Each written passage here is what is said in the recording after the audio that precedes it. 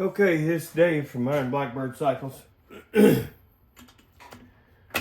working on guy bought this motor. We're actually building him a bagger. And we're putting all this, I'm going to go through the motor before we put it in his frame and stuff. So we're going to do a complete teardown on this and film it all so everybody can watch the teardown and the rebuild, because we don't want to put a motor in there. I think it's only got about 25,000-30,000 on it, but we want to make sure it's tip top. I want to get the cylinders, jugs, everything off. I want to go through the bottom end, go ahead and put main bearings in it and all that stuff. So while we're doing that, we may as well film it so you guys can get a complete teardown, motor, transmission, primary, everything, and you can get a good look at it because it's not in the old frame. We just pulled it out of the old frame and here we are. So we're going to start. We got the wiring harness already unplugged. Everything's off the wiring harness. This is this motor mount bracket right here. We're going to pull it, leave the horn on it. There's no sense taking all that apart. So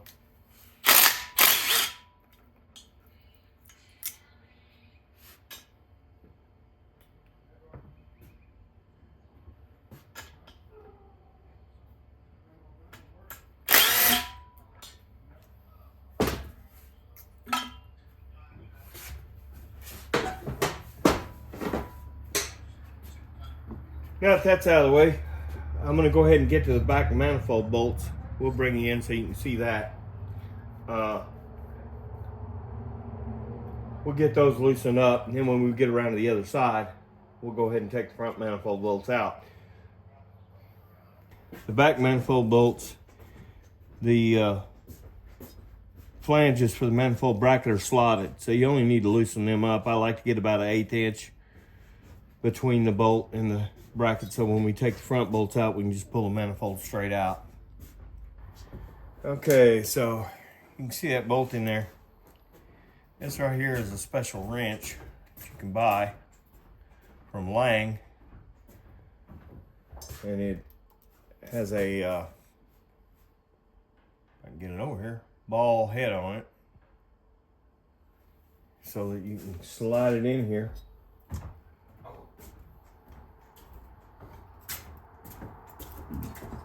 Take those loose.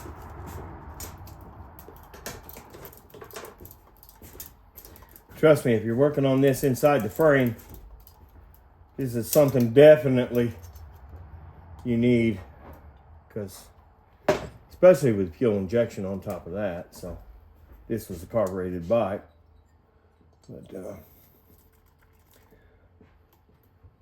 either that or you're going to be cutting down a Allen wrench.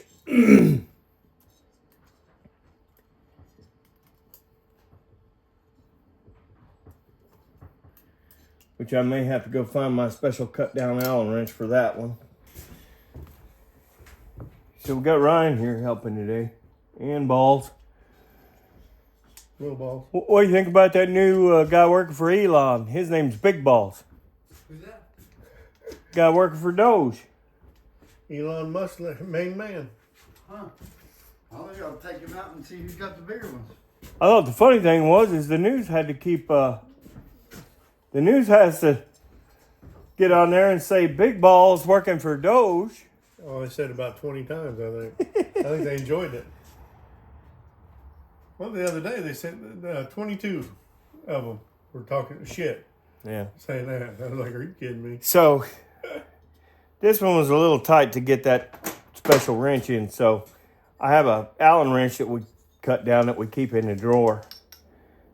You can see it's being cut off. That's like World War III. To be a little shorter. You heard that too? Yeah. Did you hear that? Yeah. Like a bunch of rain.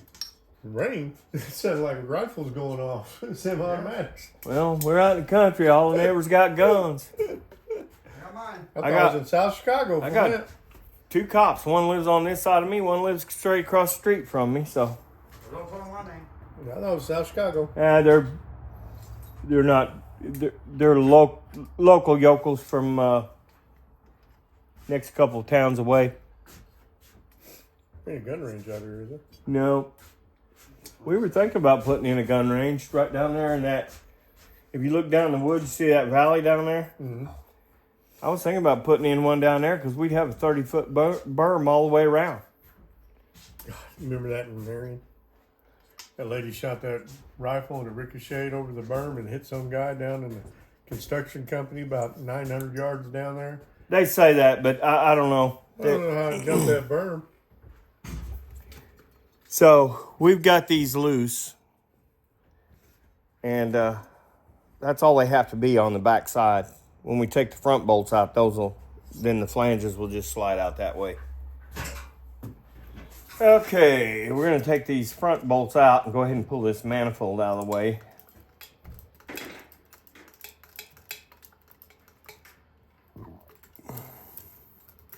Is it working? Yeah, just once you get that ball in there, it don't want to come out. I was going to say, it looked a little sloppy there. Is somebody here? Probably why.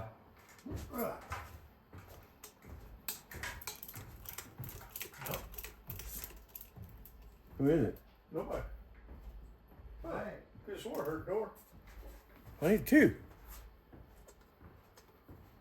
Unless there's a boy going out the front door of the house slamming it. I might be that.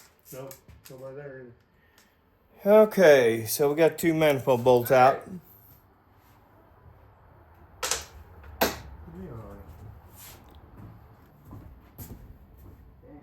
So, what we're going to do here is just lightly, as we'll pull that gasket off.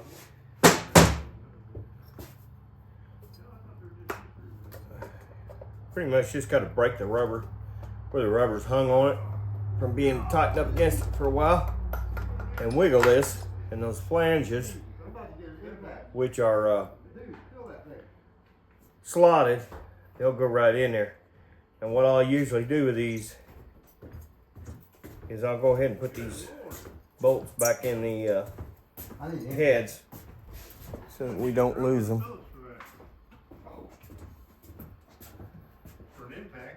I don't know, you put an impact on that and you might strip those. That son of a bitch ain't moving. I ain't doing that by hand. It ain't moving right There ain't here. no way. No way I'm doing it. I just tried it. You can't even budge that son of a bitch. You just put the pressure up against you and I'll do. Where's the tips that go in this? Okay, while we're stripping this down,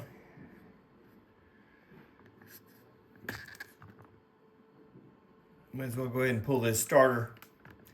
Now, if this was an older bike, the starter would have a jack shaft on this side, but these later model starters have a built-in jack shaft.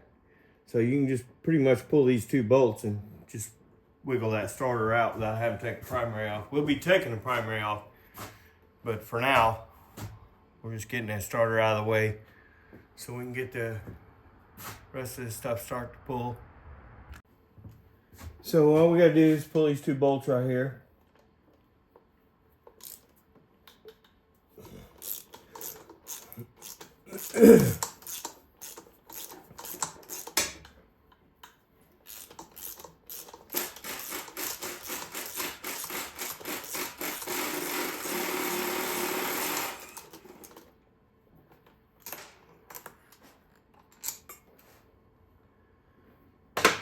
Got the ground cable on it.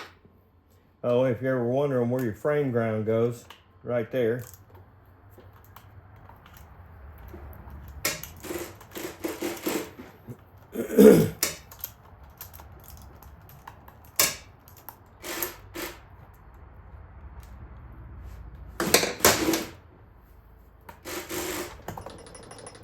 Sometimes you might have to give them a little bit of a love tap with a hammer to break them loose, but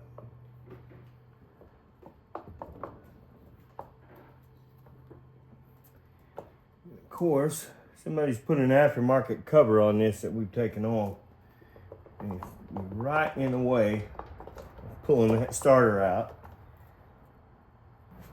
So we'll go ahead and pull the primary. I don't want to pull this tranny apart unless I have to. We'll go ahead and pull the primary next, but it's loose. We got a bolt down here that is coming up against the back side of this spigot.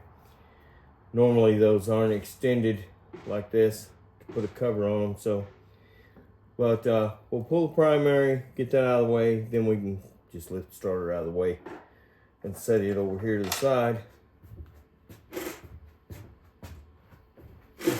Two ways to start these rocker boxes. Where do you want this lid? And these have an Allen in the top of them, as well as you can put a socket on them if you want. But I'm standing here with an Allen's in my hand, so I might as well just knock them all loose real quick. Grab a screwdriver and pop these caps.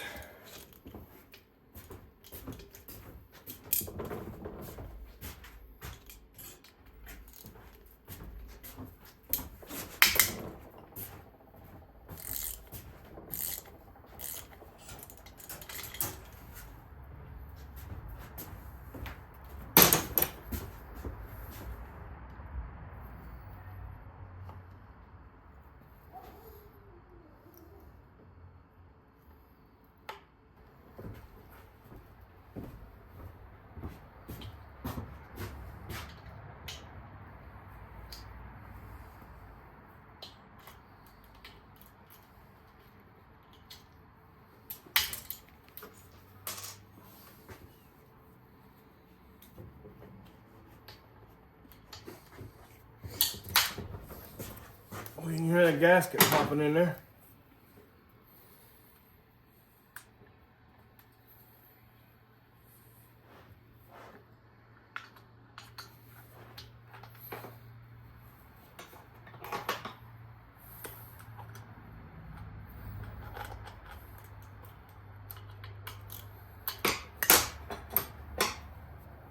Grab a tray to put all those in.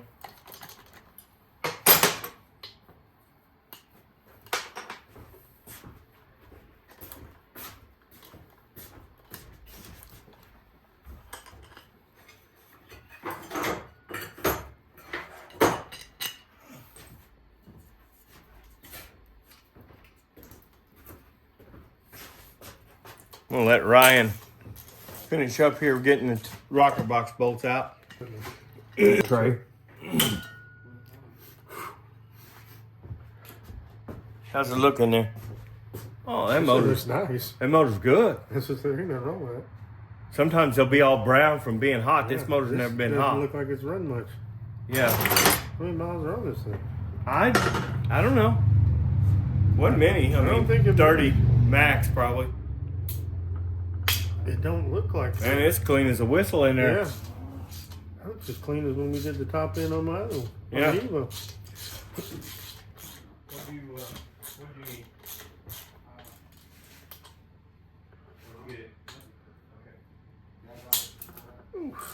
Take those other latches. Take that latch off. Yeah. Alright, I'll know that.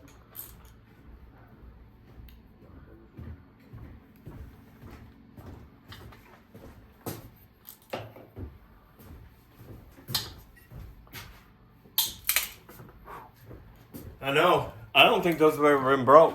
You listen to them seals there, ain't? That's factory. Because those are cracking. Yeah, that sounds factory to me. Every one of them is. You can tell they were torqued proper. Yeah.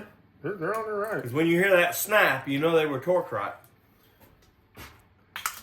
Listen to that. Snap, crackle, pop. Sound like my knees. And gaskets don't look worn either. No.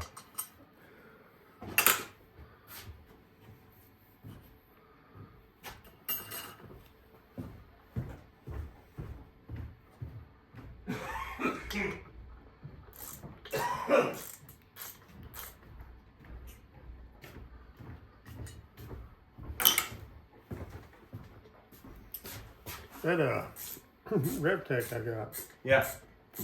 We can bolt that in that digger, can't we? Yeah. Okay. Have you talked to Jordan about that? No, but I will. Yeah. I'll make him an offer on all that stuff. Yeah, because there's Tank, forks.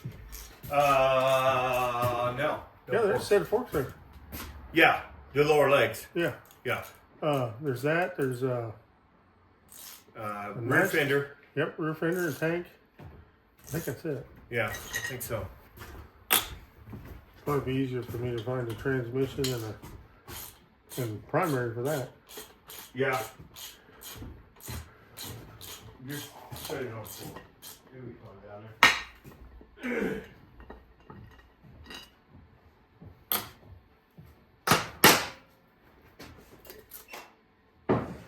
Boy, those look nice.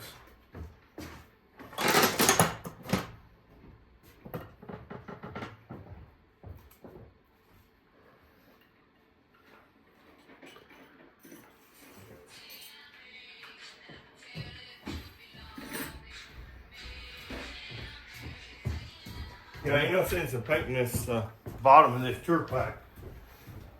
It's staying the same color as the bike. And just gets graphics on the top. So Taking this completely apart. Yep. We may as well Taking jugs off. yeah, we gotta take it down to the cases. I'm putting main bearings in the cases. Just to make sure we're good all the way up. You'll have to get a 1/2-inch wrench on those. Should be a long handled one.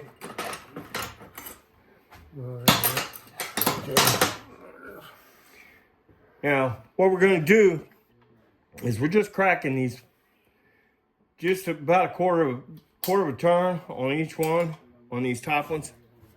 Let me get you over where you can see better what Ryan's doing.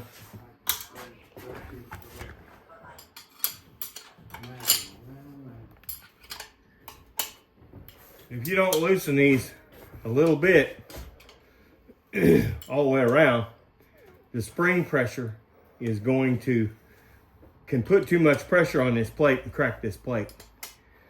So you want to loosen each one just a little bit. You can put the motor into overlap just to make sure that the valves are in the right spot, but we're in a position where we can't really turn the motor right now. As long as you come up evenly and a little bit at a time on each one, it'll relieve the spring pressure just fine. I've done this a million times this way and never had a problem. But the main thing you don't want to do is just jack one out and then jack another one out. Then you're putting a ton of pressure on this rocker plate, which you don't want to do.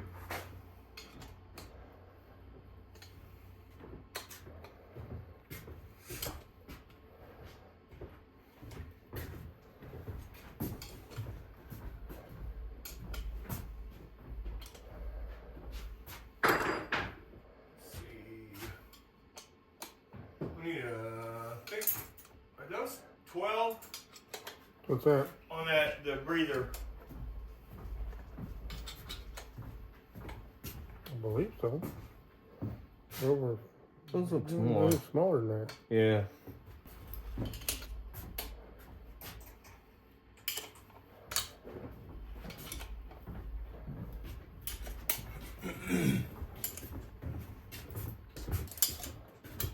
Well, they're 3/8 people. Yeah. I'm almost positive that I've done twin cams and they had 12 millimeter in there.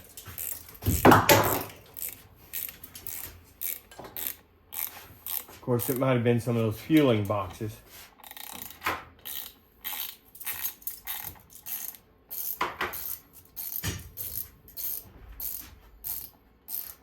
It's like the North Compass. It's on my bike. This still has the actual aluminum breathers in it, which is good. I like these way better than the new stamped ones. I don't trust those new stamped ones.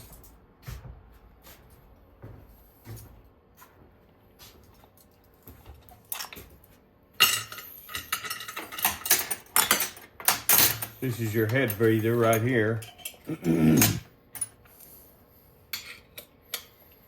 Rather than to bust all the gaskets, we'll just leave that together in one piece there.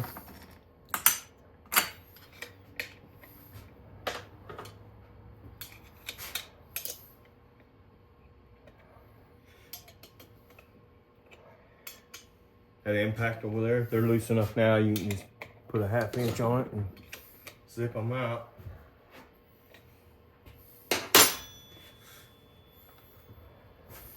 Now on these rocker shafts, you got 4 bolts that hold the whole shaft assembly. You notice the shelves are a little bit taller on the outside as opposed to the inside right here. You got 2 short bolts, 2 longer bolts for these rocker shaft assemblies.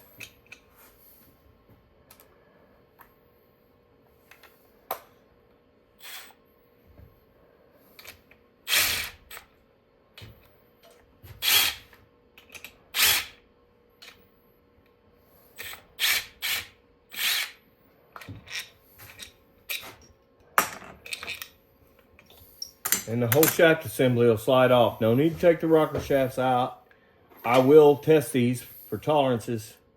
Make sure the end plays good on them before we put them back in, but everything feels good. This motor's really clean inside, so I don't suspect we'll find any problems in it, but it's all the same. I don't want to have to redo anything once we get it in the frame, so we're just going to go through it.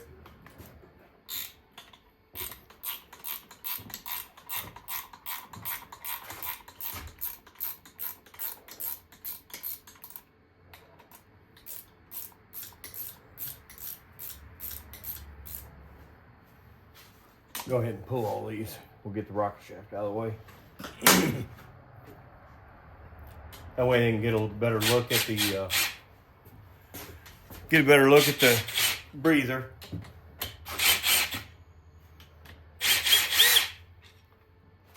Like I said, if you're not in a position to put the motor in overlap, you'll have to go ahead and pull that breather. If you're not in a position to put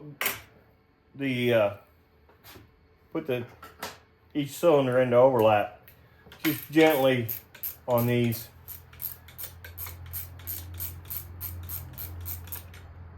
Loosen them up and it'll come up just fine. Smells like a twin cam, don't it? Yep. You know, it's funny that Evos smell different than a twin cam, and they all smell different than a shovel or a pan. And of course, the old shovels and pans had a distinct smell because they were using 60 and 70 weight motor oil, straight weight motor oil in them. And these, of course, use 2050. So I guess it's a different smell on the dinosaurs between the two.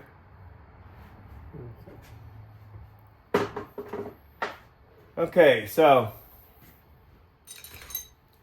you take the 2 push rods out. The exhaust, the rear is your exhaust, front's the intake. A lot of times you can tell the difference in color. Depends on whether they're stock rods or whatever. But that will give you your 2 outers are the exhaust, 2 inners are the intake.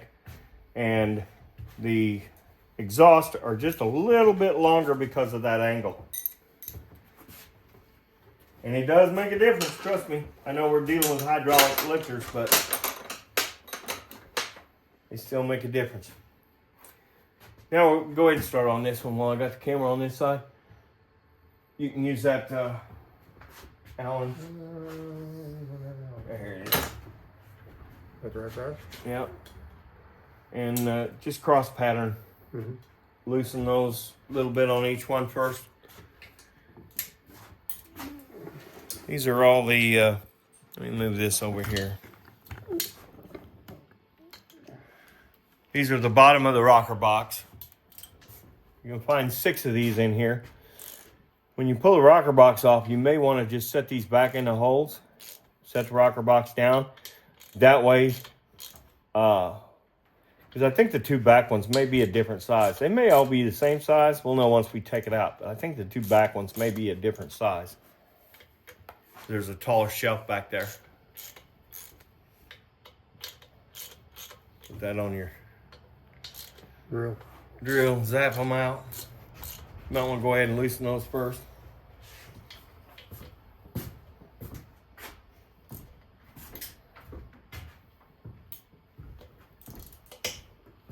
smell that motor over here. Yeah.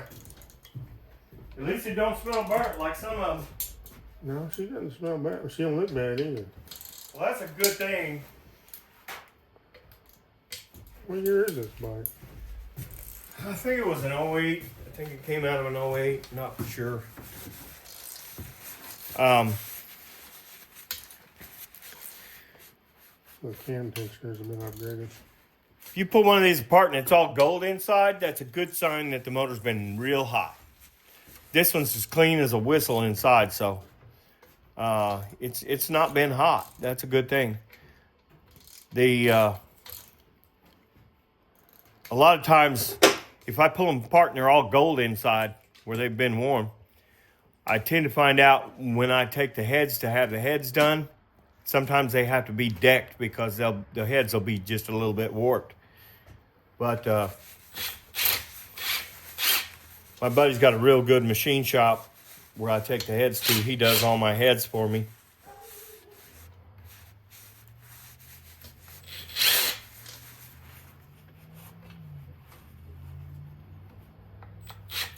We're going to be getting back on the shovel project before too long.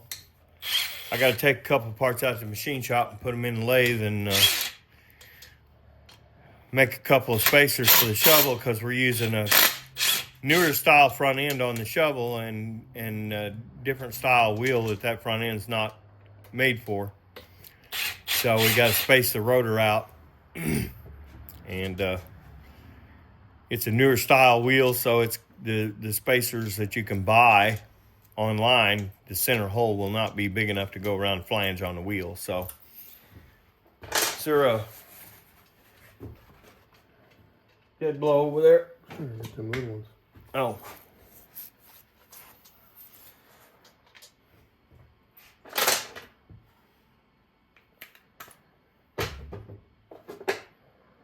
There's no pressure on these, so when you tighten them down, you can sequence them just to make sure they're proper. Let me get another special tool I want to show you.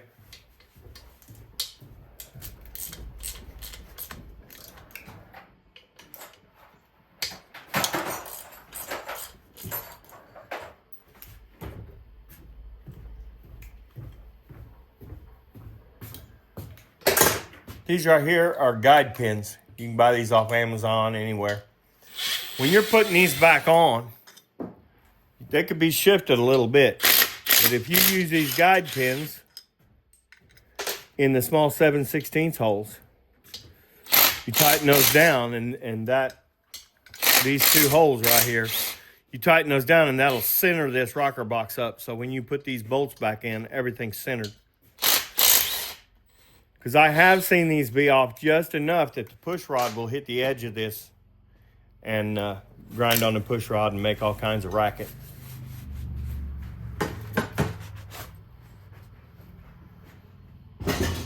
Gasket surfaces look good. I don't see anything out of place.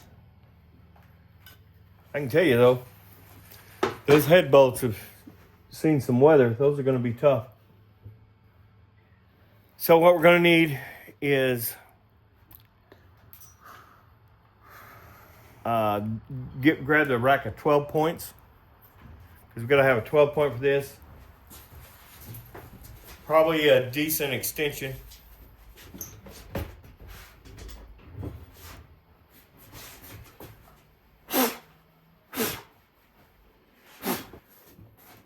And like I said, we're starting on the inside of the motor on the lower deck. 1, 2, 3, 4 now. Opposite what you did the other head. Right. Yep. I hate that they're so wedged in there. You're putting some pressure on it.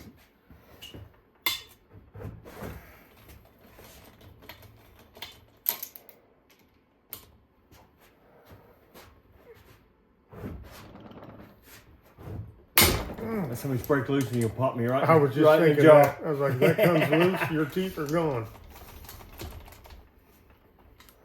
Because I'm coming at you with full force. Okay, back to one. There you go.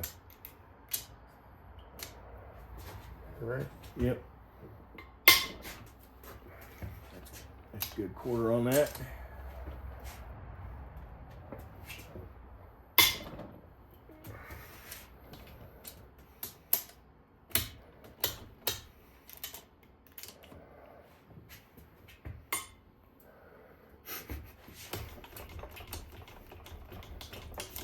Now he's trying to pop me in the jaw. I'm working at it. Chuck told me to do it. Okay.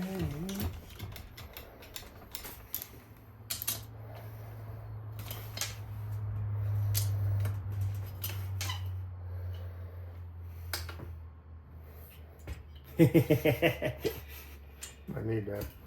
Maybe. You know what's weird? Same bolt thrusters on both sides. Yeah. You catch that? Well, it's right in. It's on the inside of the head where rain and water gets up in there and lays in there. Nobody ever wipes it off or washes it off. So everything looked beautiful. That one bolt. It sounds like somebody's here in 10 minutes.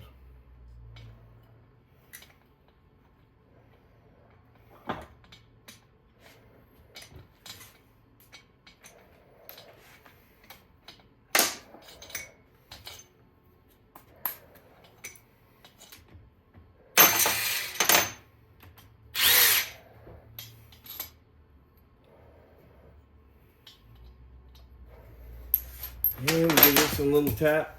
I like to tap right here. That way I'm not hitting the fin. This is a good solid point of that head, and you can tap right there fairly easy.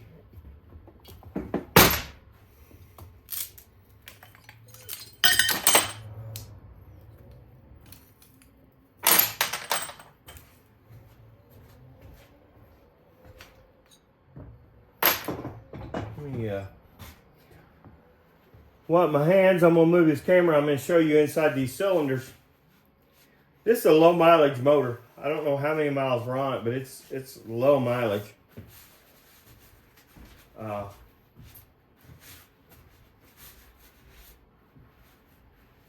Came out of a wreck bike. Just had front end damage. But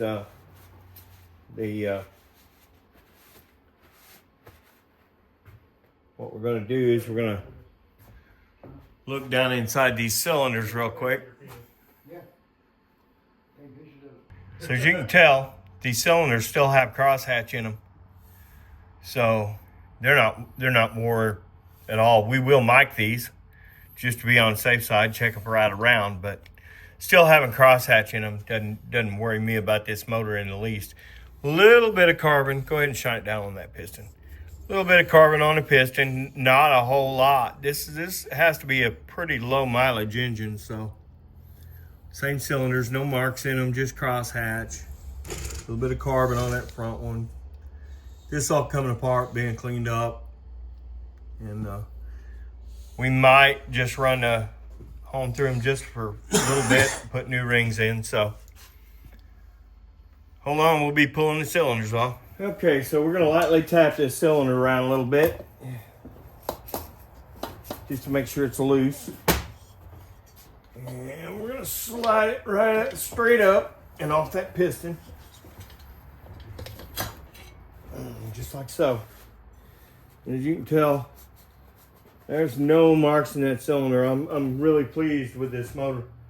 This is the front. I'm gonna set this front cylinder to the front of the table. I don't like to, I like to keep everything separate between front and rear. I would be able to tell when I put the cylinder on, when I started to put it on, but I want to just make sure it's, we keep them in the right order. And I'm just tapping this just enough to break that O-ring seal on it.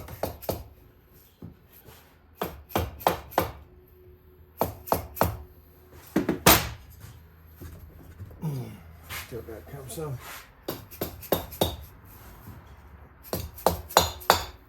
There we go.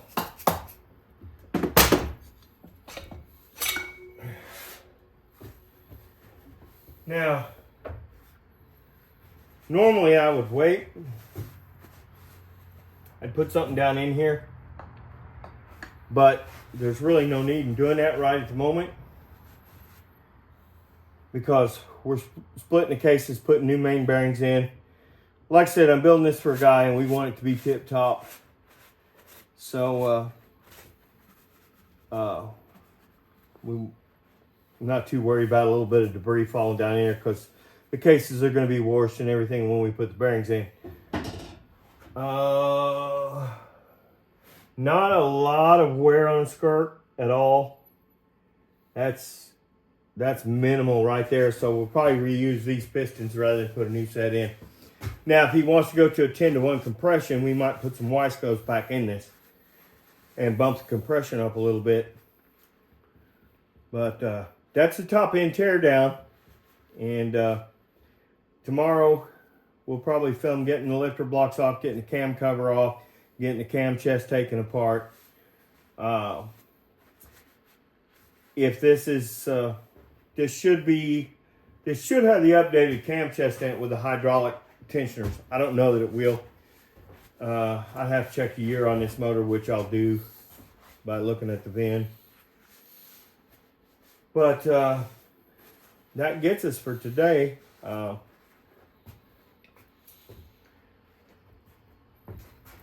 you see Warren? Say hi to everybody, Warren. Hello. This is motor, transmission stuff we're putting in Warren's bike that we're building for him. He come by to see how progress was going, so I wanted to show him how good this motor actually is, because it surprised me. I did not expect to see this motor in as good a shape as it is. I figured we're rebuilding the whole engine from bottom up. New main bearings, everything. So what he's getting is basically a brand new motor. But this motor had very low mileage on it, and I'll show you this. What you're supposed to see in cylinders when they're fresh looks like a crosshatch, like they're scratched. If you look in that cylinder, can you see it? The sides of the cylinder. Mm-hmm. See all the crosshatch in there? These had barely any miles on. It would surprise me if it had more than 10 or 15. The guy wasn't totally sure how many miles was on it, but that's a very low mileage cylinder. The other thing we noticed when we took it apart is your breathers are good and clean. They'll be cleaned out. New breathers will go in, but those were good and clean. No smudge in this engine anywhere. The rocker shafts feel real good. I'm going to measure them for tolerances, but they feel real good. So that's another thing that tells me it's a low mileage motor. Normally, if one of these motors has been hot, when I pull it apart, they look gold. These are still silver like they're supposed to be. If they've been hot, they'll look gold. If you notice, the bottoms of these rocker shafts are starting to turn a little gold. That's only because they're attached to the head, and that's where all the heat is. Mm-hmm. But I've seen these things so gold that I wouldn't even run them out, replace the whole shaft assembly. So these are all perfectly good. Everything was, from everything I can tell, us busting the bolts loose on this motor's never been apart. So it's a good fresh motor. This wear right here is natural, and it's very light. Normally you'll see these things, shiny all the way out here, but this is perfect. The one thing I want to talk to you about, this is going to be a stock compression motor when it goes back together, unless you want to put Wisco 10-to-1 pistons in it. So that'd be totally up to you if you want to make that upgrade while we're completely going through the motor. I would just, being as we got to take it apart and go through it anyway, I'm not going to charge you any labor. The pistons, for new pistons, rings, and wrist pins from Wisco, they're about $250, $300 right in that area. So that would just be, these are totally worth reusing. There's nothing wrong with those pistons at all. So it wouldn't scare me a bit to run these pistons. I just leave it stock. Now, I will put new rings on everything. We won't put it together with the same rings, but But it wouldn't bother me in the least to use those pistons. There is no shaking rods, so the rods feel real good, so I'm not worried about the rod assembly. But what we are going to do is we're going to tear it all the way down, pull transmission primary off of it. We're going to tear the block all the way down, split the cases, put new main bearings in, and they've got some upgraded main bearings that we'll put in, and I like them a little better than the stock Harley bearings, so we'll probably get those from S&S. Okay, something I was going to talk to you about. I had a guy that said he had air ride on his bike, like Yeah. you're going to put on this one. Yeah. And he said that if you don't use good couplers, that they have a tendency to blow, and the bike will drop to the fucking bottom, Yeah. and you won't be able to ride it if that coupling blows. You shouldn't have any issues. The ones we're using are bulletproof, but yeah, I mean, we use all new lines and everything when we put those on, so that's not going to be an issue for you. Okay. But I will pull the top off transmission, make sure all the gears look good, make sure there's no metal in the transmission, but there's no sense in rebuilding it. It's got low mileage on it, so but we'll have to pull it all apart. I got the starter loose, but I got to get the primary off so we can pull it out, because there's a bolt on the starter that hits the back side of this, and I really don't want to take all that pan apart. And of course, we'll clean everything, and if anything needs, I don't see any black paint coming off of it. It should clean up real nice. Wasn't no sense in cleaning it till we get it all apart. Another thing I am going to do when we pull the cam chest off, this should be after, if I'm right on the year of this motor, this will have hydraulic cam chain tensioners in it. Mm-hmm. We'll replace those hydraulic tensioners, put new ones in, but that's the better setup. If I pull it apart, it's got the 06 and back tensioners in it. We'll pull those out and we'll put a new cam chest in it. And so, All right. but you should have basically a brand new engine when we're done. So, Okay. and of course we'll clean the carbon off the pistons. That's very little carbon on those for. Did we talk about what kind of paint I wanted on it? Yeah, kind of, sort of. So that's kind of where we're at this point, because I'm working on your bags and fairing right now. Is that my bag? Yeah. Fairing? Yeah. Okay. I want kind of like that blue bike that I bought from you, Yeah. except for the white part. I want skulls in it instead of just the lines of. But I want similar to that. Just Okay. black with white skulls through it, or silver skulls through it. Yeah. That's what I want. And then do the saddlebags besides, like. Now, do you want candy blue over it, or are you just going to stick with silver and black? Just silver and black. Okay. Yeah. So you just want typical skull job like Yeah. I normally do on like on Ryan's bike and stuff. So yeah, that'll be no problem. All right. And the frame is at the machine shop because I had to have the swing arm bushings pressed in it, and I don't have, my press won't go big enough, so I want to get those bushings pressed in, and I want those good and straight so we don't have any issues later on with that. Okay. So that's at the machine shop in town. In the meantime, while I'm waiting on him to get that done, that's why we're going through this and getting all this done. So when we get the frame back, we can set the frame right on this table. Then Start dropping 14 stuff in. 14-inch heights and passenger and driver floorboards with a heel toe shifter. Yeah. All right. Yeah. And you've got a radio you're going to put in the fairing and stuff? We'll find something. Yeah. Okay. Yeah. What we'll probably get, trying to think of the brand.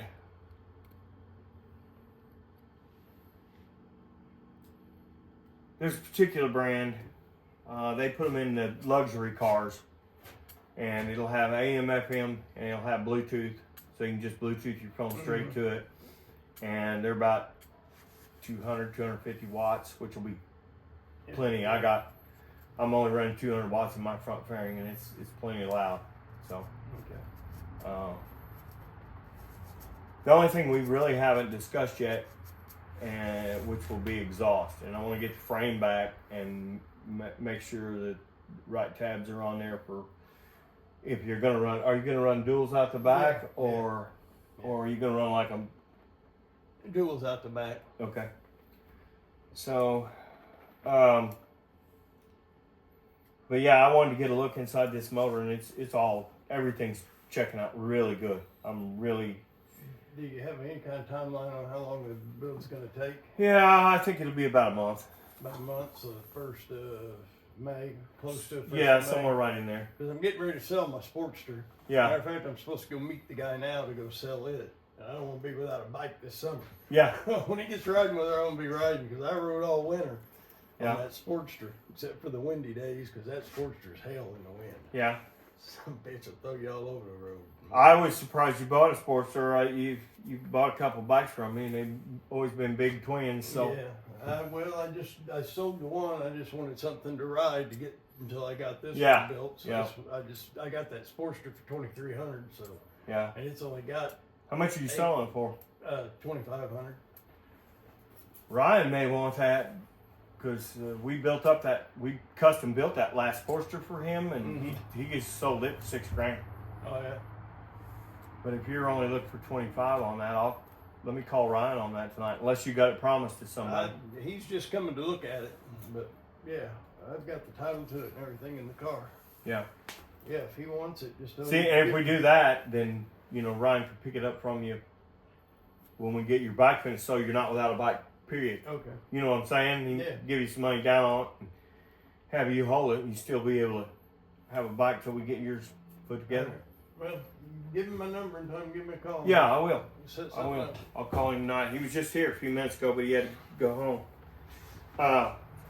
But yeah, everything. I mean, everything is checked out. It's got the newer high flow heads, so that's cool. Little bit lean, but that's about what the factory sets the tuning at. Mm-hmm. I'd like to see that intake valve, the smaller valve, just a little bit darker, but that's normal. So there's nothing been out of spec on this Did bike. we ever decide if we was putting carburetor or fuel injection on this? Carburetor, Okay. because if you go fuel injection, then I got to do a whole different wiring harness. Yeah. Carburetor's fine. The wiring harness that was in the bike was carburetor. Okay. So, and the harness is all in good shape, so may as well go back with the right harness and the same computer that was in it.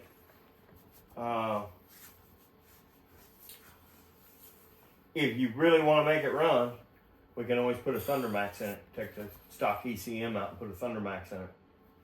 And that's a whole different motor once you put a Thundermax on it, because you can make it do what it's supposed to do.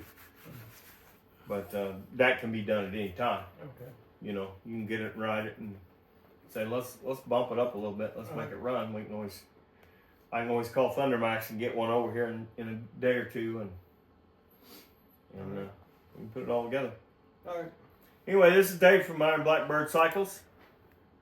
This is Warren, and this is his engine. We're filming all this for YouTube so people can watch this, and if they want to pull their motor and transmission out of their bike and completely go through it from bottom to top, and all the videos are there.